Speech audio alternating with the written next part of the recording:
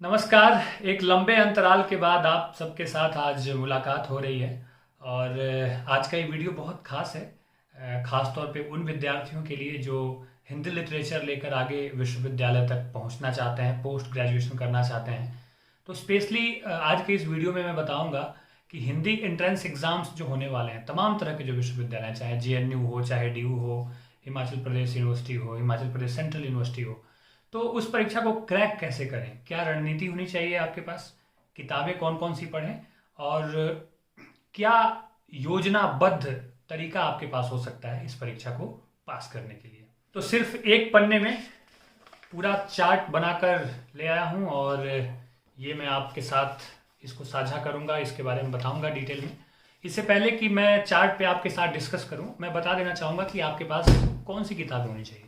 आपकी ये बात आपके दिमाग में बिल्कुल स्पष्ट होनी चाहिए कि आप यूजीसी नेट जेआरएफ की परीक्षा देने नहीं जा रहे हैं, आप एमए एंट्रेंस की परीक्षा देने जा रहे हैं। तो इसलिए आपको बहुत सारे रिसोर्सेज पढ़ने की ज़रूरत नहीं है, कुछ चुनिंदा चीज़ें हैं उन्हें सिर्फ आप पढ़ें। और प्लानिंग बहुत महत्वपूर्ण है जिसके बारे में आपके साथ डिस्कस करूँगा। कैसे पढ़ें, क्या प्लान करें, चार्ट कैसे बनाएं और कैसे उसको फॉलो करें। बहुत आसानी से किसी भी विश्वविद्यालय की परीक्षा जो एंट्रेंस एग्ज़ाम्स होने वाले हैं आप पास कर सकते हैं। तो सबसे पहले मेरा सुझाव रहेगा विद्यार्थियों को कि आपके पास एक किताब जरूर होनी चाहिए, हिंदी भाषा एवं साहित्य का वस्तुनिष्ठ इतिहास। ये किताब यूजीसी नेट की तैयारी करने वाले बच्चे भी पढ़ते हैं, उसका स्तर अलग होगा, यहाँ स्तर अलग होगा। और दूसरी किताब जो आप पढ़ेंगे वो है हिंदी साहित्य का इतिहास, आचार्य रामचंद्र शुक्ल की। ये दो किताबें, ये बहुत ही मैंडेटरी किताबें हैं, ये दोनों किताबें आपके पास होनी चाहिए। इसके बाद क्या करना है, आपको एक चार्ट बनाना है, प्लानिंग चार्ट बनाना है। और प्लानिंग चार्ट को कैसे एग्जीक्यूट करना है ये मैं आपको बताता हूँ। देखिए, एमए हिंदी एंट्रेंस एग्जाम्स की जो परीक्षा आपकी होगी उसको अगर आप ठीक से डिवाइड करें तो ये जो डिवाइडेशन जो है आपका, ये जो विभाजन है वो कुछ इस तरह से बनेगा, जिसमें कि हिंदी साहित्य का इतिहास, भारतीय काव्यशास्त्र, पाश्चात्य काव्यशास्त्र, अपभ्रंश और आधुनिक भारतीय आर्य भाषाएं। मतलब पूरे सिलेबस को जो भी प्रश्न पूछे जाएंगे उसको आप इन 4 हिस्सों में बांट सकते हैं और इन 4 हिस्सों को अलग अलग ढंग से पढ़ना है, अलग अलग ढंग से तैयारी करनी है। तो क्या करना है, कैसे करना है, ये भी मैं आपको बताता हूँ एक एक करके। जहाँ तक हिंदी साहित्य के इतिहास की बात है, आचार्य रामचंद्र शुक्ल की किताब, तो इस किताब से सिर्फ आपको ये देखना है कि जो महत्वपूर्ण कवि हैं, चाहे वो आदिकाल के, भक्ति काल के या रीति काल के, उन कवियों के बारे में शुक्ल जी क्या कहते हैं। अक्सर ये स्टेटमेंट दे दिया जाता है कवियों के बारे में और पूछा जाता है कि ये किसका कथन है। दूसरी बात ये है कि ये एक प्रामाणिक किताब है, आगे आपको नेट जेआरएफ के लिए भी ये किताब पढ़नी ही होगी, बहुत मैंडेटरी किताब है। तो इसलिए ये किताब आप पढ़ें। बहुत ज़्यादा समझ में ना आए तो कोई बात नहीं, लेकिन कम से कम कवियों के बारे में शुक्ल जी की जो राय है वो निश्चित रूप से आप इस किताब से पढ़ लें। अब देखिए, जो ये आपके कुल 4 भाग हैं, इन 4 भागों में जो सबसे महत्वपूर्ण भाग है वह है हिंदी साहित्य का इतिहास, जो कि बहुत सारा हिस्सा कवर करता है। अब इस हिंदी साहित्य के इतिहास में आप क्या पढ़ें, ये आप पढ़ें सरस्वती पांडे और गोविंद पांडे की जो किताब है। यहाँ से आपको चुनिंदा चीजें पढ़नी है, जिसमें पहला बिंदु है हिंदी साहित्य इतिहास लेखन की परंपरा। शुरुआत कैसे हुई, गारसा दत्तासी से लेकर और आगे किस तरह से बढ़ा ये पूरा कारवां जो साहित्य लेखन की जो परंपरा थी, उसमें जॉर्ज ग्रियर्सन, शिव सिंह सेंगर, ये पूरा नाम आएगा। आप इस किताब से पढ़ लें। साथ ही साथ हिंदी साहित्य इतिहास संबंधी प्रमुख ग्रंथ, कौन कौन सी प्रमुख किताबें हैं हिंदी साहित्य इतिहास पर जो लिखी गई हैं शुरुआत से लेकर अंत तक, तो उसमें बहुत सारी किताबें हैं और उसमें प्रमुख किताबें जो जो हैं वो आपको देखते ही समझ में आ जाएगा, उसे कम से कम आप जरूर पढ़ लें। और तीसरा बिंदु है काल विभाजन एवं नामकरण। ये इस किताब में ठीक से मिल जाएगा, जिसमें आपको विभिन्न विद्वानों ने क्या क्या विभाजन किया है। आचार्य मुख्य रूप से आचार्य रामचंद्र शुक्ल का जो विभाजन है उसे आप देख लीजिएगा। नामकरण जरूर ध्यान में रखिएगा कि आदिकाल को लेकर के किस विद्वान ने उनका क्या नाम दिया, भक्ति काल को लेकर के किन किन विद्वानों की राय क्या थी, और रीति काल को लेकर के नामकरण पर जो अलग अलग मत हैं विद्वानों के, किसने श्रृंगार काल कहा, किसने कला काल कहा, ये सब आपके ध्यान में होना चाहिए। जब आप इतना कर लेते हैं तो रीति काल तक, आदिकाल, भक्ति काल और रीति काल तक आपको यहाँ पे आप देखें, आदिकाल, भक्ति काल और रीति काल, इसमें आपको क्या करना है, नामकरण, जो कि मैं पहले बता चुका हूं कि किस विद्वान ने क्या नाम दिया है, और प्रत्येक युग के प्रमुख कवि, उनकी रचनाएं कौन कौन सी है, उनका जन्म और उनकी मृत्यु। आप यह भी देख लें कि अगर रीति काल के जो कवि हैं तो वो किस राजा के दरबार में रहते थे, उनके राज्याश्रित कौन, किनके राज्याश्रित थे वो कवि, ये भी आप देख लें। और उनकी रचनाएं किस धारा के कवि हैं, सगुण धारा के हैं, निर्गुण धारा के हैं, रीतिबद्ध हैं, रीति सिद्ध हैं, रीति मुक्त हैं, ठीक है। ये बिल्कुल आपके दिमाग में होना चाहिए। आदिकाल के भी जितने कवि हैं उनकी प्रमुख रचनाएं कौन कौन सी हैं, ठीक है, उसका पूरा आपको ध्यान होना चाहिए। साथ ही साथ रीति काल, भक्ति काल के प्रमुख कवि किस धारा के हैं, सगुण हैं, निर्गुण हैं, रीतिबद्ध हैं, रीति सिद्ध हैं, रीति मुक्त हैं, ठीक है, और उनकी प्रमुख रचनाएं कौन कौन सी हैं। ये काम आपको करना है आदिकाल से लेकर रीति काल तक। ये बहुत मुश्किल नहीं है। उसके बाद आता है आधुनिक काल। आधुनिक काल थोड़ा विस्तृत है क्योंकि यहाँ पे भारतेंदु युग से चीज़ें शुरू होती हैं। भारतेंदु युग, द्विवेदी युग, छायावाद, प्रगतिवाद, प्रयोगवाद, नई कविता, समकालीन कविता, साथ ही साथ सभी गद्य विधाएं जो हैं वह भी आधुनिक काल में ही शुरू हो जाती हैं। तो इसको लेकर के भी आपके पास एक स्ट्रेटजी बनानी है। ये है, जब आप आधुनिक काल में आते हैं तो यहाँ पे आप देखें मैंने सब लिखा है, भारतेंदु, द्विवेदी। इसमें आपको क्या करना है, कवि एवं उनकी रचनाएं प्रत्येक युग के, छायावाद के जैसे कि मान लीजिए कवि हैं प्रसाद, निराला, पंत, महादेवी, ये जो प्रमुख स्तंभ कवि हैं, उनकी कौन कौन सी प्रमुख रचनाएं हैं ये आपको ध्यान में रखना है। अच्छा, किन रचनाओं पे उनको पुरस्कार मिला यह भी ध्यान रखें। ये हिस्सा इसलिए भी बहुत महत्वपूर्ण हो जाता है आपके लिए कि आप इसको भी संज्ञान में रखें कि ग्रेजुएशन में कौन कौन से कवि आपके पाठ्यक्रम में है, खास तौर पे आधुनिक काल के, फर्स्ट ईयर से लेके फाइनल ईयर तक। फर्स्ट ईयर से लेके फाइनल ईयर तक जो भी कवि आधुनिक काल के खास तौर पे आपके पाठ्यक्रम में हैं, उनसे संबंधित उनकी रचनाएं, उनको पुरस्कार क्या क्या मिला है, किन किन रचनाओं पे वो पुरस्कृत हुए हैं, जन्म, मृत्यु, बिल्कुल आपके ध्यान में होना चाहिए। ठीक है, ठीक है। तार सप्तक के जो कवि हैं वो भी आपके दिमाग में, पहला सप्तक, दूसरा, तीसरा, ये सब आपके ध्यान में होना चाहिए कि किस सप्तक के वो कवि हैं और उनकी रचनाएं क्या क्या हैं। ठीक है, अभी मैं आपको ये भी बताऊंगा कि कैसे पढ़ें। ये तो सारी चीजें बता रहा हूं कि क्या पढ़ना है, जो कि मैंडेटरी है। इसके बाद फिर मैं आपको बताऊंगा कि आपको कैसे पढ़ना है। ठीक है, इसके बाद देखें आधुनिक काल में ही आते हैं गद्य विधाएं। ठीक है, तो गद्य विधाओं को भी आप बांट सकते हैं, नाटक, उपन्यास, कहानी, निबंध, आत्मकथा, जीवनी, रिपोर्टाज और इंटरव्यू। इस तरह से आप इसको डिवाइड कर सकते हैं। तो आपको क्या करना है, नाटक में भी आपको विभाजन करना है। ऑलरेडी इस किताब में सारा विभाजन है, जिसे आप देखेंगे तो आपको समझ में आ जाएगा।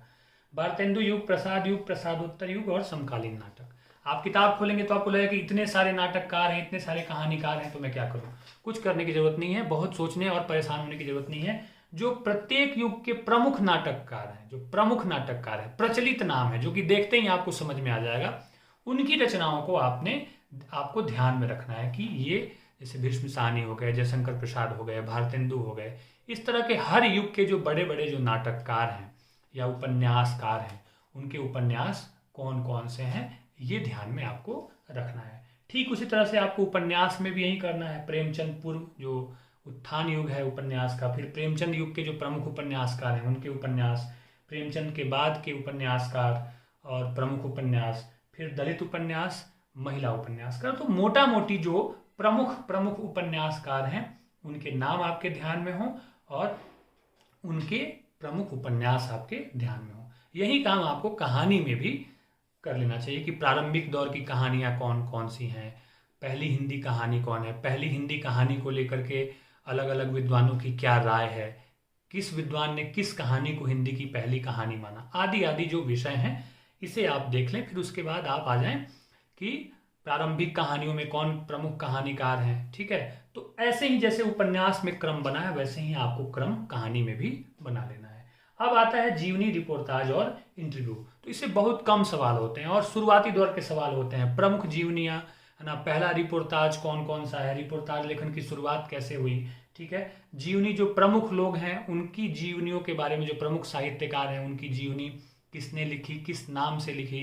या फिर आत्मकथा में भी जो प्रमुख साहित्यकार हैं उनकी जो प्रचलित आत्मकथाएं हैं उसको आपको ध्यान में रखना है। ठीक है, इतना करना है, बहुत ज़्यादा आपको पढ़ना नहीं है, बहुत ज़्यादा कंफ्यूज नहीं होना है। आपको सिर्फ मोटा मोटी जो प्रमुख रचनाकार और प्रमुख उपन्यासकार, कहानीकार, नाटककार हैं जो आप जानते हैं, उन्हें आपको पढ़ना है। इसके बाद आप आ जाइए भारतीय काव्यशास्त्र और पाश्चात्य काव्यशास्त्र। यहाँ पे आपको सिर्फ इस किताब को उठाना है और जो प्रमुख संप्रदाय हैं भारतीय काव्यशास्त्र में, जैसे कि रस, ध्वनि, अलंकार, जो 6 संप्रदाय हैं, ठीक है, उनके संस्थापक आचार्य कौन कौन से हैं और उन आचार्यों का समय क्या है और उन आचार्यों की प्रमुख रचनाएं क्या है। इसके साथ साथ रस को लेकर, अलंकार को लेकर जो उक्तियां हैं, जो कथन है, वो आपको ध्यान में रखना है।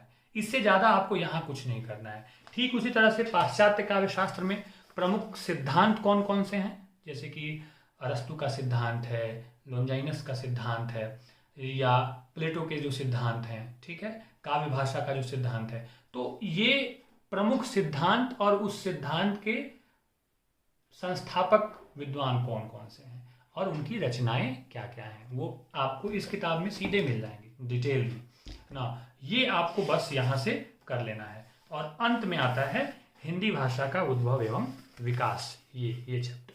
तो इसमें भी आपको इसमें से सबसे हमेशा से मैं देखता हूँ जो ट्रेंड रहा है सवाल का, वो अपभ्रंश एवं आधुनिक भारतीय भाषाएं, कि किस अपभ्रंश से कौन सी आधुनिक भारतीय भाषा निकली। उसके साथ साथ राजभाषा हिंदी की संवैधानिक स्थिति, अनुच्छेद जो है 343 से 351 तक, किस अनुच्छेद में क्या है, मोटे तौर पे आपको देखना है। और जो बोलियां हैं और जो विभिन्न भाषाएं हैं, वो उनके क्षेत्र क्या क्या हैं, वो किन किन क्षेत्रों में वो भाषाएं और बोलियां बोली जाती हैं। इतना आपको करना है, बहुत ज़्यादा आपको परेशान होने की जरूरत नहीं है। और फिर एक बार कह रहा हूँ कि फर्स्ट ईयर से लेकर फाइनल ईयर तक जो भी कवि या साहित्यकार आपके पाठ्यक्रम में हैं, उनकी रचनाएं, किन रचनाओं पे उनको पुरस्कार मिला, किस दौर के वो कवि हैं, किस दौर के वे रचनाकार हैं, इस सब को आपको ध्यान में रखना है। ये सबसे ज़्यादा मैंडेटरी काम पहले आपको करना है कि आप एक सूची बना लें सिलेबस की, फर्स्ट ईयर से लेकर फाइनल ईयर तक, और पहले उन कवियों और उनकी रचनाओं जो भी है, वो जो अगर कवि है और उसने अगर कहानी भी लिखी है तो भी आप पढ़ें, उपन्यासकार है, कहानीकार है तो भी आप पढ़ें, मतलब उससे संबंधित पूरी जानकारी। मान लीजिए कि जयशंकर प्रसाद आपके पाठ्यक्रम में है, तो उनकी कविता, उनकी कहानी, उनके उपन्यास, उनके नाटक, जो कुछ भी उन्होंने लिखा है, उनको मिलने वाले पुरस्कार इत्यादि इत्यादि, वो सब आपको पढ़ना है। जन्म, मृत्यु, ठीक है, ये सारी जानकारी आपके पास होनी चाहिए। अब मैं आपको बताऊं कि तैयारी कैसे करनी है, स्ट्रेटजी आपके पास क्या होनी चाहिए। तो ये चार्ट है आपके पास, ठीक है। तो सबसे पहला जो योजना चार्ट है, यहाँ मैं आपको लेके आऊँगा, ठीक है। ये 5 सेक्शन मैंने किए हैं, 4 सेक्शन, हिंदी साहित्य का इतिहास, भारतीय काव्यशास्त्र, पाश्चात्य और पाश्चात्य काव्यशास्त्र, अपभ्रंश और आधुनिक भारतीय भाषाएं। जिसमें सबसे बृहद सिलेबस जो है वो है हिंदी साहित्य के इतिहास का। तो आपको क्या करना है कि जैसे कि मान लीजिए हिंदी साहित्य का इतिहास, एक टॉपिक आज आपने उठाया यहाँ से, जैसे मान लीजिए हिंदी साहित्य इतिहास लेखन की परंपरा, वो आप पढ़ रहे हैं, बार बार पढ़ रहे हैं, रिवीजन कर रहे हैं, तो सिर्फ वही ना पढ़ें। एक दिन अगर आप 4 घंटा पढ़ते हैं, 5 घंटा पढ़ते हैं, तो हर एक सेक्शन से थोड़ा थोड़ा पढ़ें, क्योंकि किसी एक सेक्शन से प्रश्न नहीं आएगा, यहाँ से ज़्यादा प्रश्न आएगा हिंदी साहित्य के इतिहास से, क्योंकि ये बहुत बृहद आधुनिक काल तक है, सभी गद्य विधाएं वगैरह सब इसमें आ जाती हैं। इस पर बेशक आप थोड़ा ज़्यादा ध्यान दें, लेकिन बाकी सारी चीज़ों को भी आप प्रतिदिन पढ़ते रहें। और क्या करें, जैसे कि मान लीजिए आज आपने आदिकाल के प्रमुख कवियों को पढ़ा और उनकी रचनाओं का नाम याद कर लिया आपने, ठीक है। तो कल आपको अगर भक्ति काल में प्रवेश करना है, तो भक्ति काल में प्रवेश करने से पहले एक बार फिर जो आपने पहले पढ़ा है, यानी कि प्रमुख साहित्य इतिहास ग्रंथ जो है हिंदी साहित्य के, आदिकाल के प्रमुख कवि और रचनाकार हैं, उनकी जो रचनाएं हैं, उसे आप दोहराएं, फिर नई चीज पढ़ें, ठीक है। अब आपने भक्ति काल पढ़ लिया, अब आपको रीति काल में जाना है, तो रीति काल में जाने से पहले फिर एक बार आप आदिकाल और भक्ति काल को भी पढ़ें।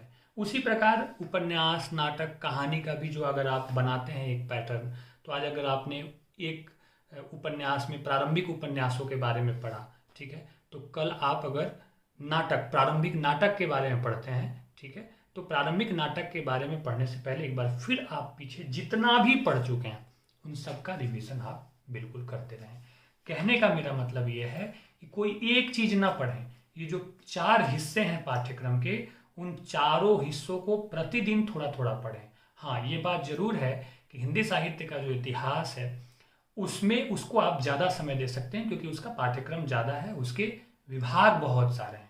लेकिन आप ये गलती बिल्कुल भी ना करें कि सिर्फ जैसे आदिकाल पढ़ रहे हैं तो लगातार आदिकाल पढ़ रहे हैं, जब तक आदिकाल खत्म नहीं हो जाता तब तक दूसरा आप कुछ कर नहीं रहे हैं। ऐसा बिल्कुल ना करें। थोड़ा थोड़ा थोड़ा थोड़ा हर एक भाग से पढ़ने की कोशिश करें। ये चार्ट मैंने आपको दिखाया था, एक बार फिर से आपको दिखा रहा हूँ। इसको फॉलो करना बिल्कुल भी ना भूलें, ये आपकी बहुत मदद करेगा। और साथ ही साथ इससे आपको एक समझ विकसित होगी अपना चार्ट बनाने की। जैसे कि आप कायदे से चाहें तो 3 दिन का चार्ट बना सकते हैं आज बैठ करके, कि आज मुझे आदिकाल से ये हिस्सा, भक्ति काल से ये, रीतिकाल से ये, यहाँ से ये, 3 दिन, अगले 3 दिन का बना लें। ये पॉइंट पढ़ने हैं, इसको याद करना है और 3 दिन में उसे कंप्लीट करें। ठीक है। फिर जब अगला 4, 5, 6 अगले 3 दिन का बनाएं तो जो पीछे 3 दिन आपने पढ़ा है उसको जरूर रिवीजन में ले आए। उसकी पुनरावृत्ति बहुत जरूरी है। उसकी पुनरावृत्ति किए बगैर आप आगे ना बढ़ें। और ये जो हिस्से हैं सारे के सारे, है ना, ये चारों भाग, इन चारों भागों से प्रतिदिन अपने चार्ट को दुरुस्त करें। अपनी जो प्लानिंग है, स्टडी प्लानिंग, उसमें ये चारों भाग शामिल करें। अगर आप ऐसा कर लेते हैं तो मेरी गारंटी है कि आप देश के किसी भी विश्वविद्यालय की एंट्रेंस परीक्षा पास करने से आपको कोई नहीं रोक सकता है। मुझे उम्मीद है कि आपको मेरे सुझाव और ये प्लानिंग ठीक लगी। आपके कमेंट्स का मैं इंतज़ार करूँगा। आप डिटेल में इस पूरे वीडियो को देखिए और अपनी एक समझ बनाइए। इसके बाद भी अगर आपको कोई समस्या आती है तो आप मुझे ईमेल कर सकते हैं, अपने सवाल मुझे भेज सकते हैं, मैं आपको रिप्लाई करूँगा। मेरा ईमेल आईडी है raviraman0076@gmail.com। आपको मैं डिस्क्रिप्शन में भी ईमेल भेज दूंगा। आप मेरे साथ मेरे इंस्टाग्राम चैनल पे जुड़िए और साथ ही साथ आप मुझे टेलीग्राम पे भी फॉलो करिए। वहाँ पे भी मेरा एक चैनल है प्रशांत रमन रवि नाम से, जहाँ पर मैं ज़रूरी नोटिफिकेशंस पोस्ट करता रहता हूँ। तो आप सबको बहुत सारी शुभकामनाएं। बहुत जल्द मिलेंगे फिर किसी एक और नए विषय के साथ। नमस्कार।